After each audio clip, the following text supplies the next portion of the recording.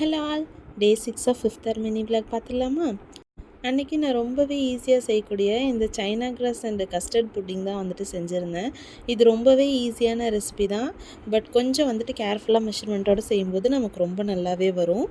Taste ரொம்பவே சூப்பராக இருக்கும். இது குட்டீஸ்லேருந்து பெரியவங்க வரைக்கும் எல்லாருக்குமே பிடிக்கும். கொஞ்சம் சில்லுன்னு சர்வ் பண்ணும்போது இன்னுமே டேஸ்ட் என்ஹான்ஸ்டாக தெரியும். இதை அப்படியே நான் செஞ்சு ஆற வச்சுட்டு டாப்பிங்ஸ்க்காக நட்ஸும் கட் பண்ணி வச்சுருந்தேன், அதையுமே ஆட் பண்ணிக்கிட்டேன்.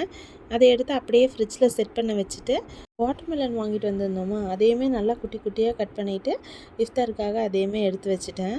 இஃப்தார் டைமில் மற்ற ஃப்ரூட்ஸ் சாப்பிட்றத விட இந்த மாதிரி வாட்டர் கண்டென்ட் அதிகமாக இருக்கிற மாதிரி ஃப்ரூட்ஸ் எடுக்கும்போது ஃபைபரும் நமக்கு கிடச்சிரும், வாட்டர் கண்டென்ட்டும் நமக்கு கிடச்சிரும். ஸோ 2 in 1 பர்பஸ் மாதிரி தான்.